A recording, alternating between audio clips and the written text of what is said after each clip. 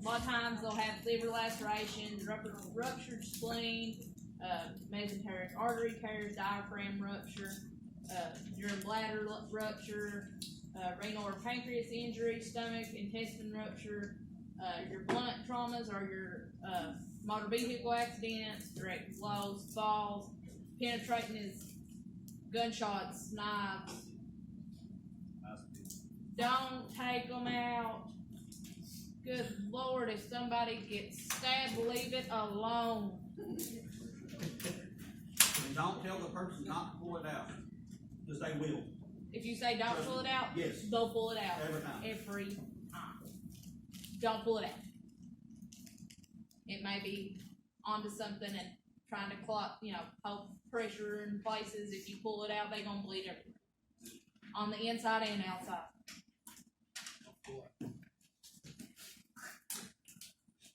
You wouldn't believe how many people get stabbed and then turn around and take the knife out.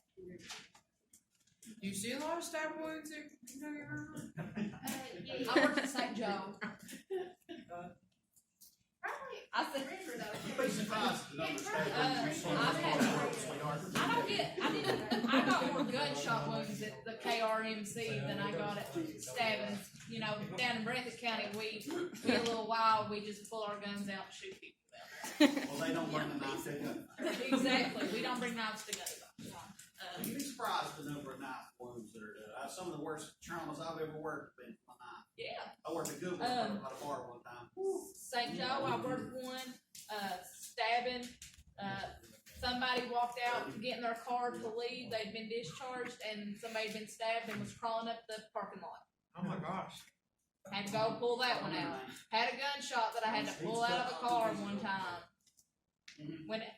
And Wayne, you enjoy this. Which one? I had pulled a gunshot out of a car once. No. The medic, there was an ambulance pulled up next to it, and the guy that was driving said, "Hey, my buddy's in the back seat shot." And the medic said, "All right, buddy," and just walked on by him. Come in the ambulance and said, "This man out here in this car says his buddy's shot in the back seat." And I said, "You didn't look to see?" He probably took that, "Oh, it's on your campus, it's And he your said, problem." "Well, no, why?" And I said, "You walked right by him, you're a paramedic, why wouldn't you at least look and see if the man was dead or not?" I was so mad. I was like, "Are you serious?" What Gary Willis was it?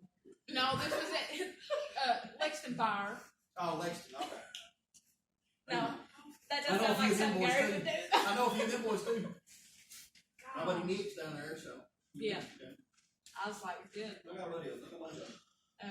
But yeah, I pulled gunshots and stabbings out of cars and out of parking lots. It makes for a good time. Concerns? They may be in hypovolemic shock from bleeding, especially with liver lacerations, spleen lacerations. Those bleed so bad, those people end up needing X-labs.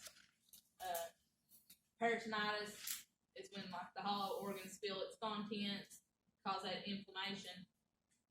They can get abdominal compartment syndrome, which is an increased volume, abdominal pressure, which leads to decreased ventilation. So they end up having respiratory failure. You end up having to vent these people. They'll have decreased cardiac output, venous return, arterial perfusion, and then they'll eventually go into renal failure because nothing else is working. So, assessment. Your assessment provides clues to type and severity of injury. If you see a knife, it's probably a stab. Classics: garden and splinting of the abdomen. They'll have a hard, distended abdomen. Especially, and if you ever get somebody that has all that internal bleeding, like motorcycle accidents, car accidents, their stomach's all swelled out and it's hard as a rock. Absent bowel sounds are decreased. They'll have bruising, abrasions, Cullen's and Graves Turner sign. I know we went over that last test, but you might see it again this one. Let's see it again. I didn't think you all would protest. Do you need this? If you've never seen that in real life, that's pretty scary looking. Yeah, And that Graves Turner sign is wow. It really is, especially in somebody that's just happened to, something Yeah. like that, it's pretty impressive. abdominal pain, they may be vomiting blood, urinating blood, signs of bulimic shock, favorite abdominal trauma, it's not my favorite, it's sad, actually. Guy was in a car accident, and he hit whatever, and he bounced his, chest, stomach off the steering wheel. He come in, said he was sore, they done a urine on him, and he was peeing blood. So, of course, they do CT, and he ended up having, it was accidental finding, but he ended up having kidney cancer. They found it because of the car wreck. So, while he didn't have anything else, it was, he may not have ever found it until it was too far gone, but.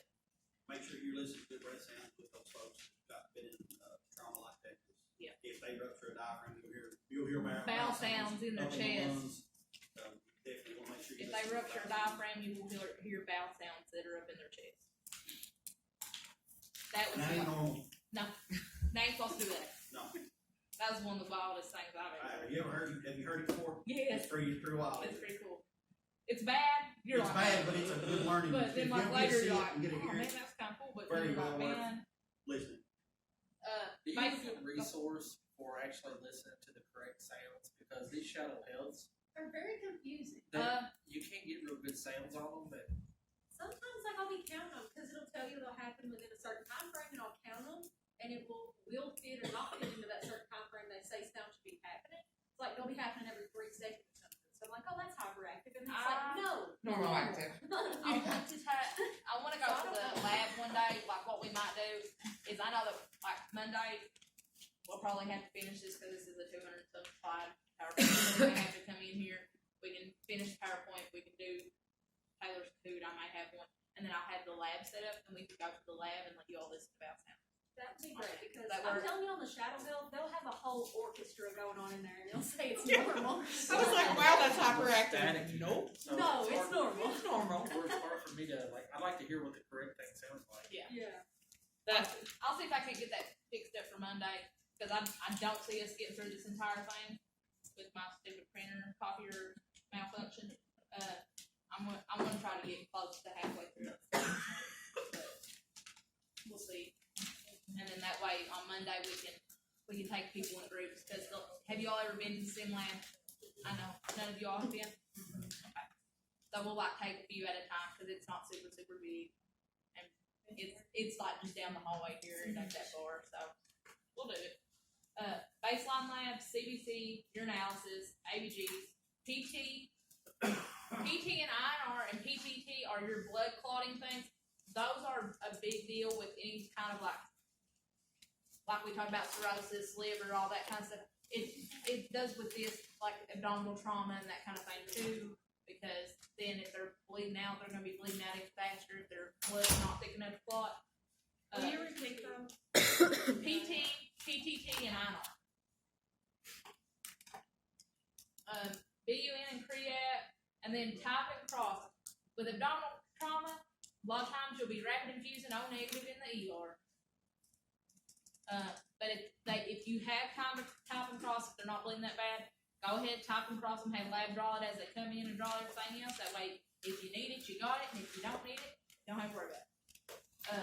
Ultrasound, CT scan, make sure these people are stable before they go to CT scan. Good Lord, I don't know how many people I've coded in the CT scanner.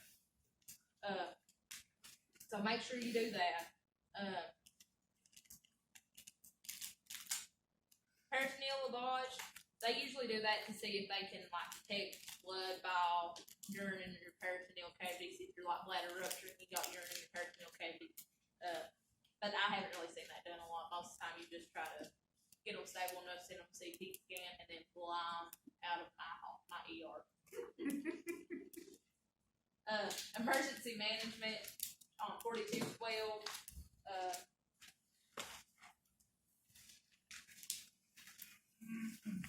Look over that, but it's kind of like the same thing. ABCs. Make sure that they're breathing.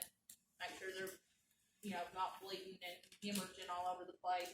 They're probably hemorrhaging on the inside, but make sure you get your type and cross, and if they need to be intubated, intubate them, and big IVs, 18 gauges, 16 gauges, fluids, you may have to give, FFP to help with clotting, blood, you may have to give albumin, LR. The FFP that they got in the hospital, they get, it's got the 2,3-DPG in it and all that clotting factor kind of stuff.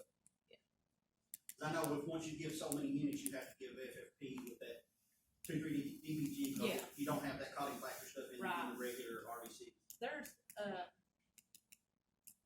and you just kind of straight line FFP in regardless, it doesn't matter if you're running it on the floor, whatever, you just straight line it in and run it in real fast. I don't mind hanging in. Right, it's easier to get. I hate blood, despise it. NG2, monitor for deterioration of condition or need for surgery. Obviously, if their stomach's poked out and they look like they're 9 months pregnant after they've been in a motorcycle wreck and they're not pregnant, they probably need surgery. Do not remove impaled objects. Chronic abdominal pain, dull, aching, diffuse, common causes, irritable bowel, chronic pancreatitis, hepatitis, PID, adhesions, vascular insufficiency. Diagnosis is H&P and a pain assessment. They can do endoscopic, endoscopy, CT scan, MRI, barium studies, and then your treatment just depends on the underlying cause. Irritable bowel syndrome is chronic abdominal pain or discomfort and alteration of bowel patterns. Diarrhea or constipation either may be predominant or it may alternate. No organic cause, psychological stressors, GI infections, adverse reactions to food, dietary intolerances. Any of you all that get real nervous, testing anxiety and that kind of thing, and your stomach starts getting tore up and you're nauseous and you get the diarrhea and all that. Irritable bowel. For a lot of people. My stomach was hurting so bad before like my math retake, and we did assessments that day too, and we had so much stuff to do. I was so anxious that I actually went in the bathroom and threw up. Yep. And Larissa was in there. And whenever I came out, I walked up to the desk. I didn't know that was her in there. She was like, "Are you okay?" And I was in the bathroom dry heaving and throwing up. When I came out, I walked up to her desk. I said, "Hey, I just threw up the bathroom. Can I go?" And she said, "I was the one in there that asked you."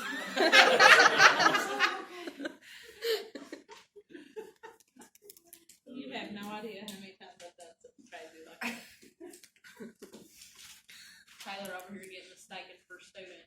Last That night. was funny. That was funny. That was the highlight of the night. That really was. That was the only fun They thing. said, "Honey, you want to go start IV?" She's like, "Well, I will." And they're like, "Don't you need your instructor?" She's like, "I am the instructor." They can have dietary intolerances to gluten, fermentable, oli, monosaccharides, all that fun stuff. That's more like wheat, rye, garlic, nuts, milk, apples, pears. Diagnosis of IBS is based solely on symptoms. You got the Rome 4 criteria: presence of abdominal pain and or discomfort at least 1 day weekly for 3 months and associated with 2 or more of the following defecation changes, either changes in stool frequency or changes in stool form. Is categorized by stool patterns. You can have IBS with constipation, IBS with diarrhea, you can have it mixed, or you can have unsubtyped. Males are more likely to have irritable bowel with diarrhea, and they are less likely to seek help. Females are affected 2 to 2.5 times more than men. Most have irritable bowel with constipation, and they report abdominal pain, gas, bloating, fatigue, and depression. Other GI symptoms: abdominal pain, nausea, flatulence, mucus in stool, sensation of incomplete evacuation, and then they can also have fatigue, headache, sleep problems because they've got diarrhea and they're up all night long. Diagnosis: thorough history and physical symptoms, health history including psychosocial factors, stress, anxiety, family history, drug history, diet history, impact on activities in life, how does it affect their schooling, their work, their recreation, and then diagnostic tests to rule out other disorders like endometriosis, colorectal cancer, celiac disease. There's no single effective therapy, treatment considerations, psychological support, cognitive behavior, stress management, dietary changes, drugs to regulate stool and reduce pain, opioid agonists, antispasmodics like Bentyl, antidepressants, antidiarrheals, or laxatives. Women a lot of times use Linzess, and they say that it works really, really well. Have you ever used Linzess? I have not, but I have been with people that like take it. There's nothing fun about Linzess. You don't like it? No. It empties you out, but not nicely. Kind of like the go lightly deal, you It's know. not gentle. Like drinking a bottle of night citrate sounds like to me. Like a bomb. I've everybody that I have ever known that take it, they all like it, but I mean, I think I've seen one person that's been like, I don't like it. A nurse in primary care, she said that it gives your butthole the dry. I have to say. That's really funny.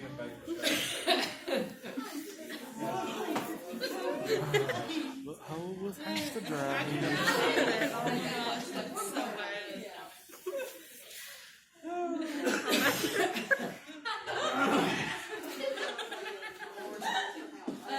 Inflammatory disorders, we're going to talk about appendicitis first. It is so common.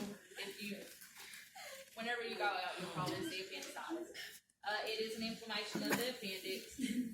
Most common emergent abdominal surgery is especially around Christmas. Common age is 10 to 30. Fecal obstructs the lumen of the appendix, which results in distension, venous engorgement, accumulation of mucus and bacteria, which leads to gangrene, perforation, and peritonitis. You see your little man there? Peak incidence is 10 to 12 years old. It does begin as a dull, steady pain in the periumbilical area, progresses over 4 to 6 hours, and localizes right lower quadrant. Most time they have nausea, anorexia, low-grade fever. I've had a lot of kids vomit. They come in, they're hurting really bad. They're hurting so bad they're puking. Sudden pain relief may indicate a rupture of the appendix, which will lead to peritonitis. Rebound pain or tenderness, right lower quadrant at McBurney's point. Know what McBurney's point is? What are you doing? They're still giggling. Texas starting over here.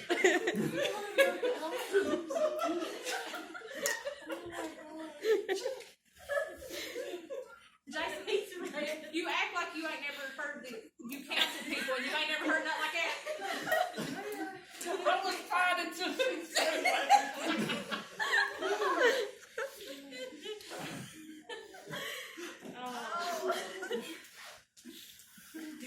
Sweats it off. It's my first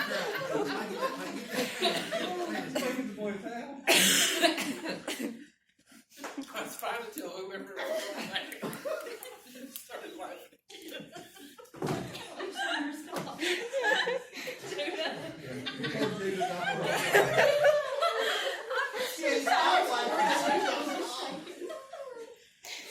Then I looked up Drake's giggling and you that's it. Do we have a question over Linzess? Make sure it's obvious when you I was gonna say, Make like, sure I it's just don't obvious. even want to go there. But if you're gonna have complaining of. Yeah. Dry heat. All you gotta say. You don't even have to give the location. We'll all give it, right? All of it. Fill in the blank. Fill in the blank. And I believe everybody did. I don't believe there's a soul in this room that will miss that. Jason, mine. Except for- He'll be over too busy laughing, he'll be Right. spelling. You're like, I just like to pick on you. You can't put that on there because we'll all die laughing and we'll all get kicked out. Not a single soul in here will be able to spell it right, so everyone go on pieces. And then Christy's gonna be like, Oh, put that yeah. on there. Christy would have to host an intervention for his class, I think. Okay, right. I swear I think it's me, like, my class last semester was like the same way, and I feel like No, we were I'm the one that troublemakers probably last needs semester. intervention. We were troublemakers last We, semester. we weren't as bad, I don't think. Not as bad. But we We had our still weren't moments. quiet. We had our moments. You know how you just kind of reach a point in a semester where you're just like, your brain is full? I think that's It's what's because happening. we're coming up on fall break. It's like we're right there. Yeah, we're at brain capacity. Yeah, we got a whole whopping one day. Well, We get one day. one is Thursday. We get one. Well, I don't even get that. I'm still sitting here all weekend doing stupid trainings. Be glad you at least get one day. I probably work more. When's fall break? 7th and the 8th. But we only get one day of it, so. The 7th is a Thursday. Well, hell. Don't act like you excited or nothing. He is cooking. Gotta work. That's That's about as much excitement as you get out of me. He's probably got to work too. I do. I was excited. He's gonna be representing us that day. Yeah. There's a same. representative meeting on Thursday. I was like, I'll take off. And my kids have still got to go to school that week. It'll be a good 2 days. No, I'll be here. So, Question she's on- like, just kidding. Not gonna happen. Alright, back to where we're at on the inside. Quick question. So, one I've seen before, you get a lot of rebound. Yes. Make sure you know where McBurney's Point is. Yeah, and you get a lot of rebound. You get a lot of rebound tenderness. It's, It hurts worse when you let go. yes. sure you know what is. McBurney's Point. It is like between your like iliac crest and then your belly button. It's kind of like in the middle. You push down there. When you push down, they'll have like some relief of pain. When you let go, they'll come off the table. They'll come off. They'll come off the table, fall on you. I just didn't know it was called that. I didn't read. I knew where your feelings were, but I just didn't know it was called that. What now? There's so many random points on the body and they have random names. Is it just like a scientist that's like, I discovered this? Probably something. This is my point. You know, the doctors get the big heads and then they think everything has to be named after them. Right. Well, correct. Diagnosis, clinical signs and symptoms. Most of the time, they'll have these like ungodly high white counts. They'll do either CT scan. With kids, they don't like to CT scan them a lot because of all the radiation and that kind of thing. But they can do ultrasounds. So a lot of times with kids, they'll do ultrasounds instead of CT scans. There's your appendicitis. It's on page 937 in your book if you want to take a chance and look at it later. Real fun time. Manifestations. Initially, it's dull. They'll have anorexia, nausea, vomiting, persistent right lower quadrant pain at McBurney's Point, fever, localized tenderness, rigidity, rebound tenderness, muscle garden. They won't want you to be pushing on them. They'll try to like kind of run or they'll like tense up whenever you go to push down on them. Pain gets worse with coughing, sneezing, deep breath. Lies still with your right leg flexed. Older adults, they usually have less pain. They don't have as much of a fever. They might have like more pain and like discomfort and more around their hip. I've seen some pretty sick kids with this. I was hurting kind of one time, and the doctor told me, said, like, stand on your right leg and jump. And I was like, what? And they're like, stand on your right leg and jump. So if you got appendicitis, you won't be able to do it, like you'll hit the floor. I heard that people like to walk on their tiptoes a lot too. With it. Yeah, they'll like, kind of like, on that one side, kind of like, Yeah. compensate, you know, and try to use that left side to keep the weight off. H&P, white blood cells, they'll usually do a UA just to kind of rule out other causes that it could be. CT scan is your big thing. Ultrasound with kids, MRI. Surgery is an appendectomy. They do it usually as quickly as possible to avoid rupture, peritonitis, and then they'll give them IV fluids and antibiotics. Pre-op, administer IV fluid and analgesics. A lot of times, they used to give antibiotics. They still give antibiotics. Usually about 30 minutes before they take them back, they'll give them antibiotics, take them back, and then do it, and then they'll be on antibiotics for like every 8 hours or something until they go home. General post-op care, laparotomy, early ambulation, advanced itis tolerated, IV antibiotics if ruptured. A lot of times they give it whether it's ruptured or not, just to make sure that you don't have any trouble. Usually they're NPO for a little bit, and then you give them like Zofran, keep the nausea down. Peritonitis, that's your little man that we showed this. He's back up here. I know this was earlier, but I was going to show you. Peritonitis, acute abdomen, pain all over their stomach, abdominal garden, distension, rigidity, board-like abdomen, fever, nausea, vomiting, tachycardic, decreased bowel sounds, dehydration, shock. A lot of times they'll have a lot of fluids, antibiotics, antiemetics, surgeries, NG tubes. Go back to so it is an inflammation of the peritoneum. Causes are on table 4213, which is on 38.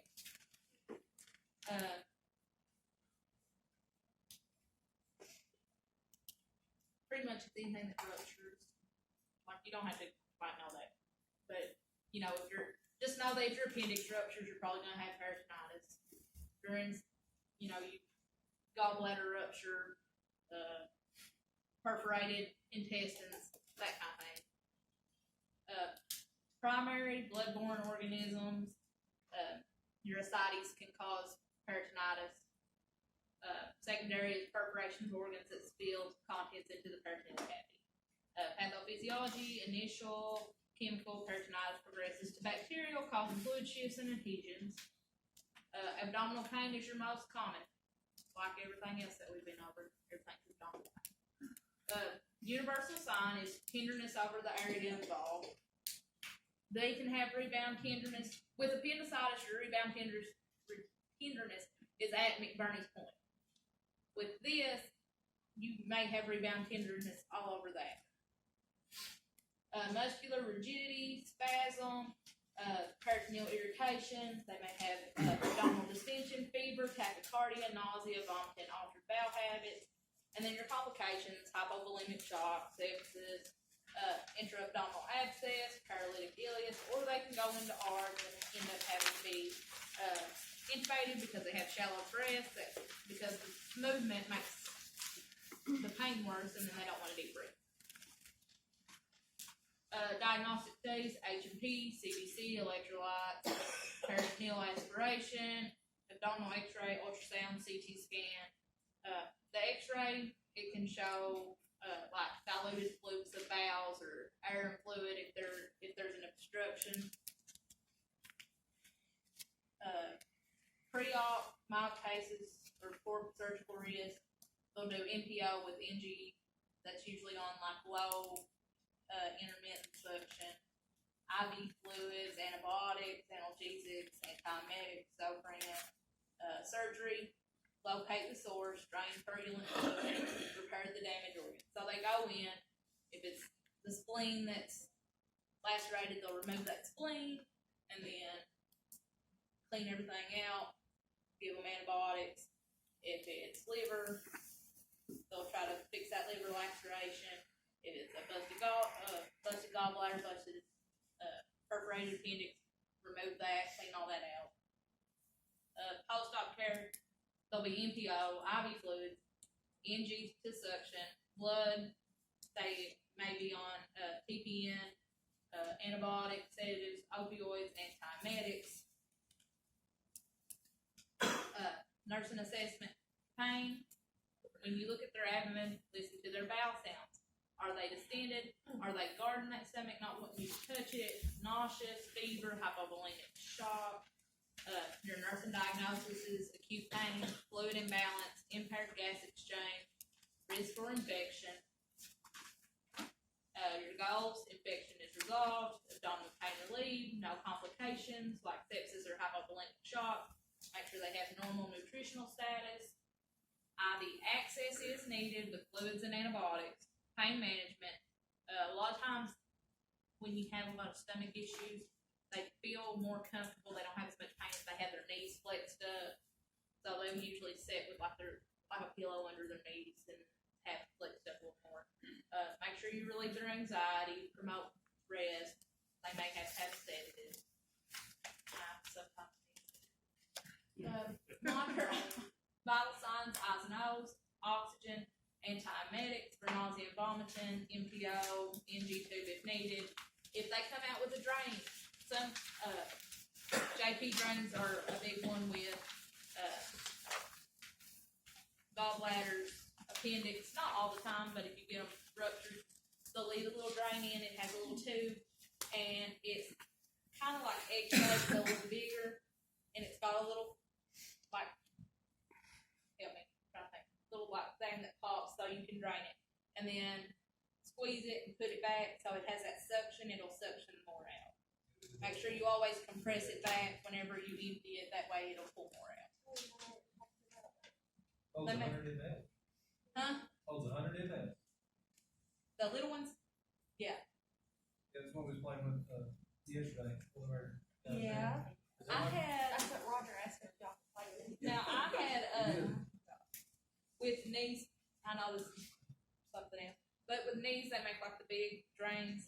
They're like an accordion drain, but they're big, and you still, when you drain them out, you push them down too and compress them, and then put the little. It's like a balloon, like the Is it blow like up one of those balloons, things that the you do for, like, beach kids? balls where you put that little rubber piece back in. It's kind of like that. You just push it down, put that back in, and it'll as it starts filling back up, it'll open back up. You just empty it, push it back down, and reset it. Is it like one of those things like a little kid uses whenever you like suction their nose out and stuff? Kinda. Sorta. It does. It's the same basic principle, except whenever you put that plug back in it, it'll hold it back. So you ain't gotta hold it, it's just got something to hold there. Right. Yeah. And if you don't put them back, PT will report you to your manager. You don't put the whole back. Just, I've done some things. Sounds like you were a troublemaker.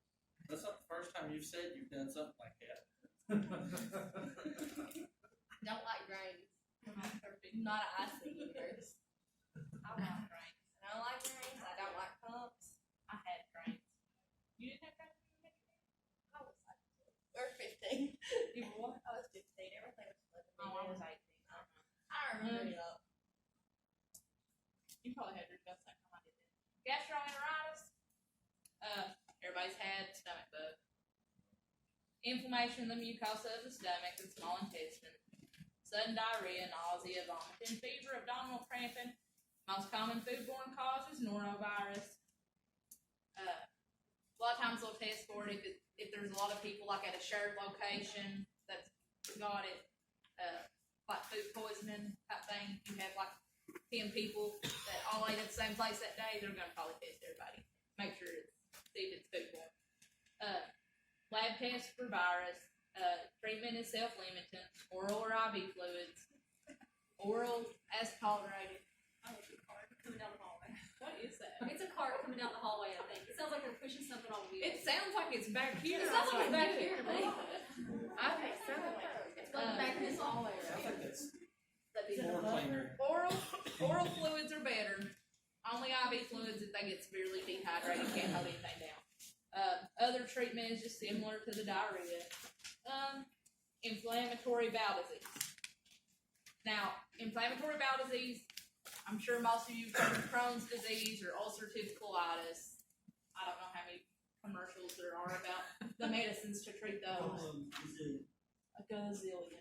But it is a chronic inflammation of the GI tract characterized by periods of remission, and they are interspersed within periods of exacerbation. So it'll flare up, and then it'll go away, and then we'll have no trouble with it, and then it'll flare up again. Ulcerative colitis is only in the colon. Crohn's disease is anywhere in the GI tract. It can be anywhere from the mouth to the anus.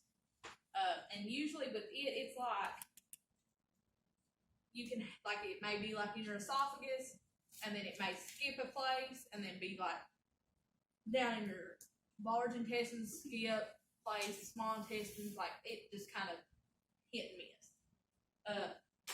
It usually begins in the teens or early adulthood, and then it has like a second peak in their 60s. But usually you have to have a family history. There is a table on 940.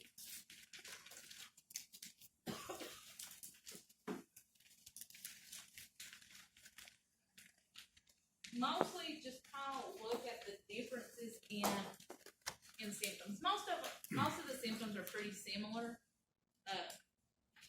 The big difference is that one will affect from the mouth all the way down, and then one of them only affects the colon, and then it has spots. That it's spotted. There's a picture I'll show you. So I feel like I sound like a moron. Environmental or bacterial trigger causes an overactive, inappropriate, sustained immune response in genetically susceptible person. Inflammation causes widespread tissue destruction. Environmental factors, diet, smoking, stress,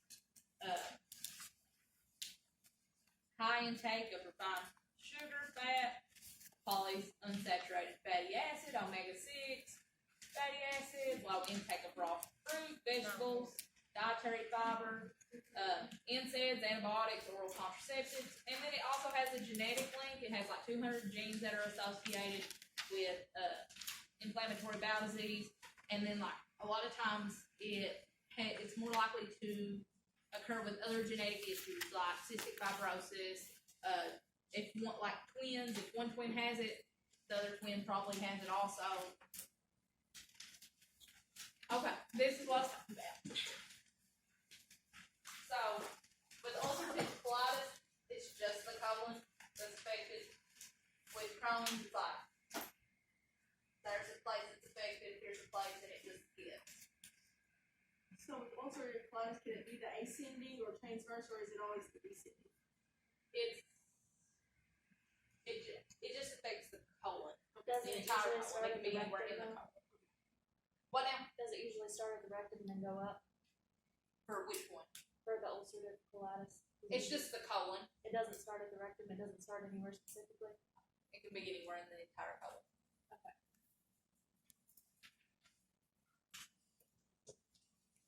Crohn's disease, mouth to anus, distal ileum, and it can be in the proximal colon.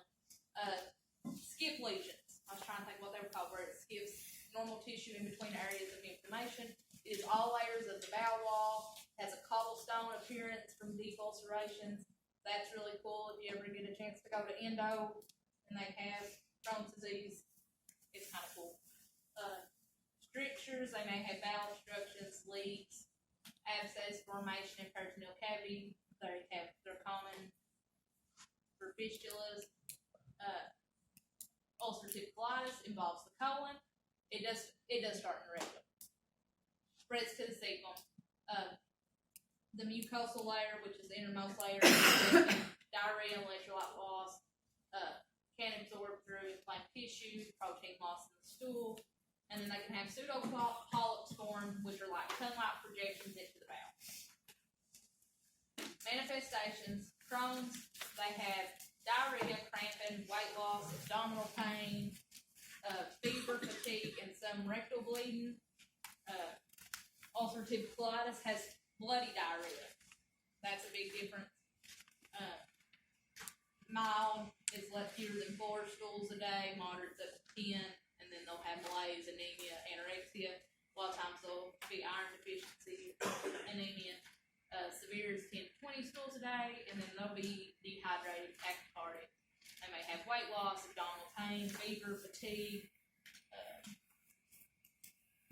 GI tract, local complications. They can have hemorrhage, strictures, perforation, abscesses, fistulas, C. diff, and then, toxic megacolon, and that usually occurs with ulcerative colitis more than it does with Crohn's, and then they end up possibly having to have a, colectomy for that. They have high risk for colorectal cancer, so regular screening is important. Systemic complications, multiple sclerosis, ankylosing spondylitis. They're also, like autoimmune, and they kind of can occur with this type of stuff. It's like everything else. If you've got one autoimmune thing, you've probably got 20 of them. Other problems, malabsorption, liver disease, osteoporosis. Make sure you do routine liver function tests because these people can have liver failure. Bone density scan, baseline in every 2 years because they can have osteoporosis. History and physical, blood studies, CBC, anemia, toxic megacolon perforation, so they may have a high white count. Serum electrolyte levels because of the diarrhea, so they'll have maybe a low sodium, low potassium, albumin because of poor nutrition, erythrocyte, sedimentation rate, or ESR, C-reactive protein, white blood cells, all those will raise with inflammation. So if they're having an exacerbation, all those will probably be elevated. Stool will show blood, pus, mucus, infection. Imaging, double contrast barium enema study, small bowel series, transabdominal ultrasound, CT, MRI, colonoscopy, capsule endoscopy. Goals of your treatment: rest the bowel, control inflammation, combat infection, correct malnutrition, relieve symptoms, and improve quality of life. 42. You don't really have to know any of those.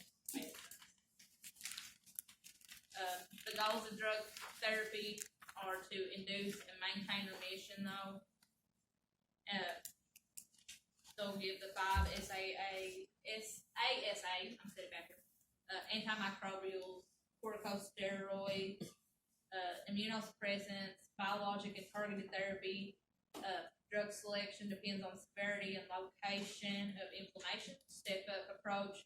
They use the less toxic therapies first, and then more toxic medications are started when initial therapies do not work, or they can do step down where they start with the big dogs and then try to go down.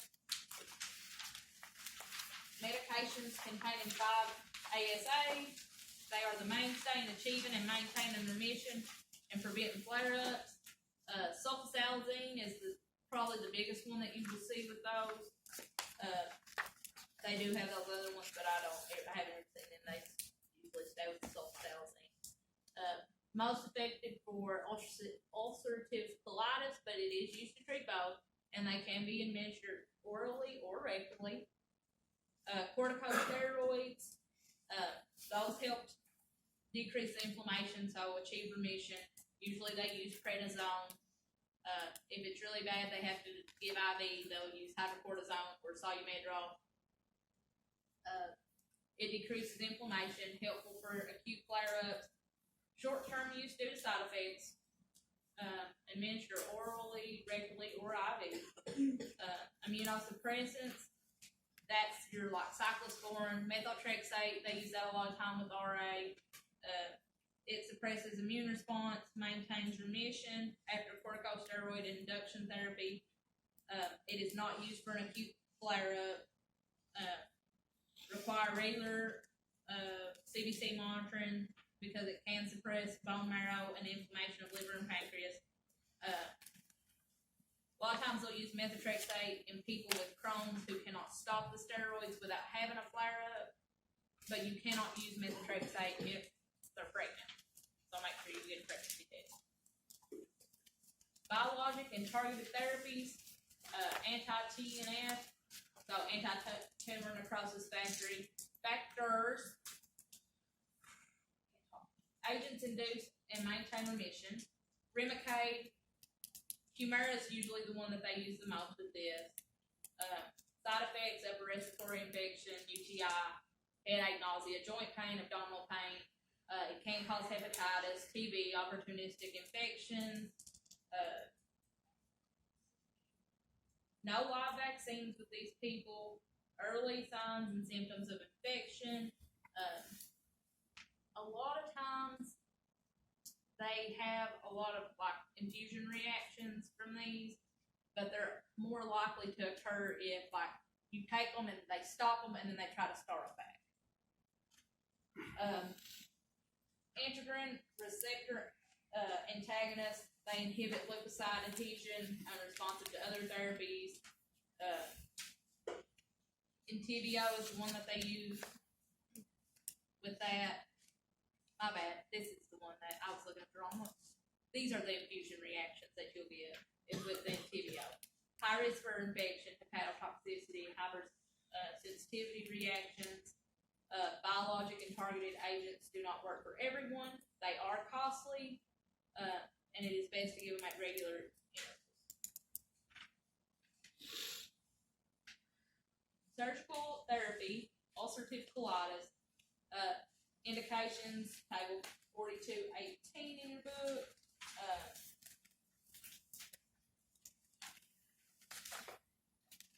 It's more like when you start getting complications, fistulas, intestinal obstructions, hemorrhage, perforation. That's when you kind of more or less try to use those. They'll try to use medications until they start having more and more complications. Procedures are a total proctocolectomy with ileal pouch and anal anastomosis.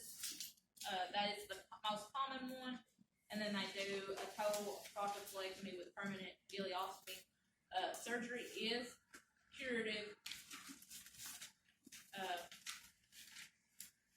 but they don't like to use the second one because it's permanent ileostomy. A lot of people don't like that. You know, if you get somebody that said it, you tell them you may have to have a colostomy for 6 months and then it can be reversed. They're probably gonna be like, okay. But then if you get somebody and you have to say, you have to have this ileostomy or this colostomy the rest of your life, they may try to avoid having that procedure done until it's too late. There is an ileo-anal pouch formation that's in your book on 952. There's this little formation of the pouch that's got its suture line. Just kind of opened it up, made a little pouch. And then, right here, they make a little reservoir with the ileum. Surgical therapy for Crohn's disease. It is generally done for complications. Strictures, obstructions, bleeding. Most common, they resect disease sections with Ren anastomosis, but it does often occur. They end up having repeated surgeries, and then what that does is it causes short bowel syndrome. So they don't have enough bowel to maintain the nutrition that they need because it's running through it so fast, and they don't have enough bowel that is like actively getting the nutrition from whatever they eat. So they're difficult to maintain hydration and nutrition. They may have to have parental nutrition for the rest of their life, and they can use a strictureplasty to open narrowed areas. Nutritional therapy, dietary consult. It is individualized. Make sure that they have dietitian. Goals of diet management: provide adequate nutrition without exacerbating symptoms, correct and prevent malnutrition, replace fluid and electrolyte losses, and prevent weight loss.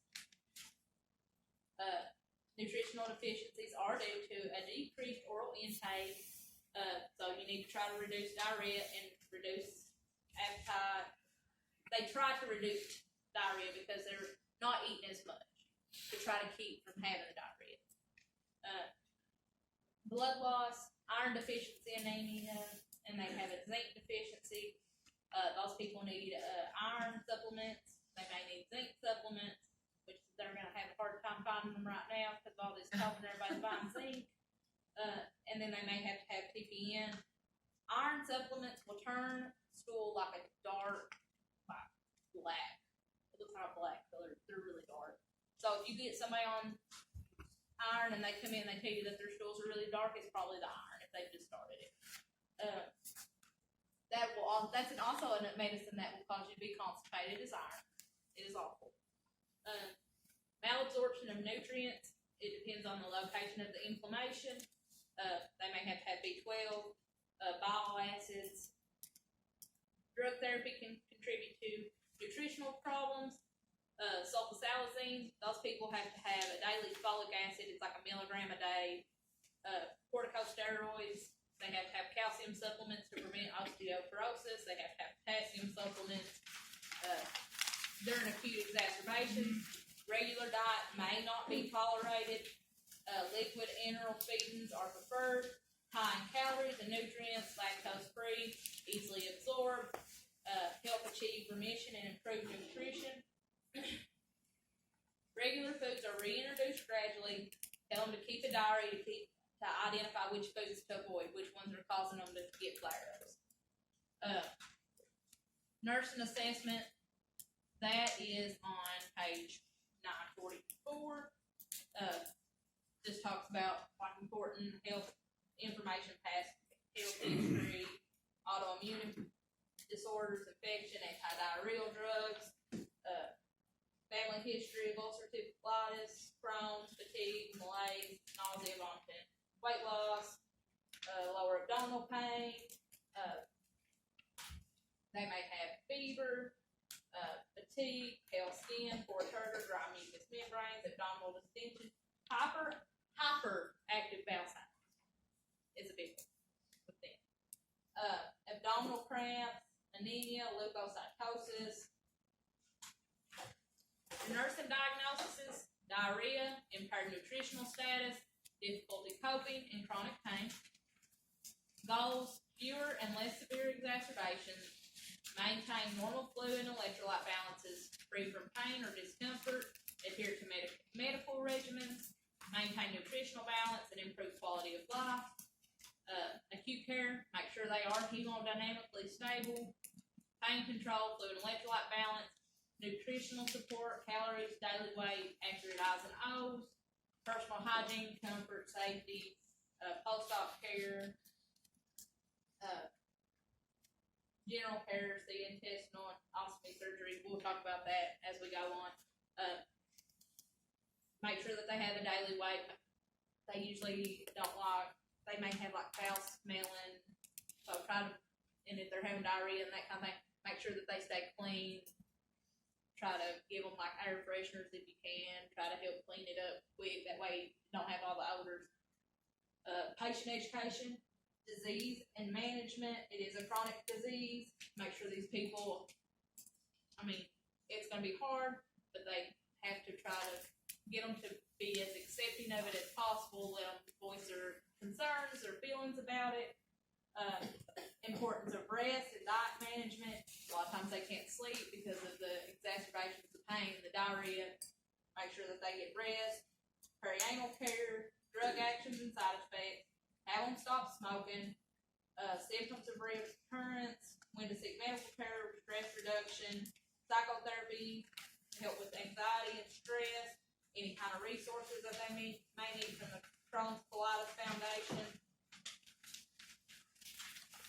Outcomes, have a decrease in number of diarrhea stools, maintain body weight within normal range, be free from pain and discomfort, and use effective coping strategies. Second peak is in the 60s.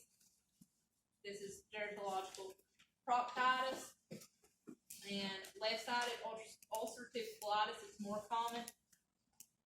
Diagnosis is more challenging because your diagnosis is, as they get older, everybody don't want to go for ulcerative colitis, Crohn's. They want to look at like C. diff, diverticulitis, colitis.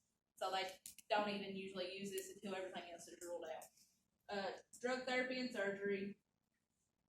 They do have increased risk of adverse events, hospitalizations, and mortality, and a higher risk of infection and cancer. They do have more common for anemia, malnutrition, volume depletion, and then physical limitations. They may not be able to get to the restroom as quickly, so they may have a whole lot more accidents. Try to be, open-minded, be nice, try to keep your feelings, your opinions to yourself, if you have bad opinions anyways.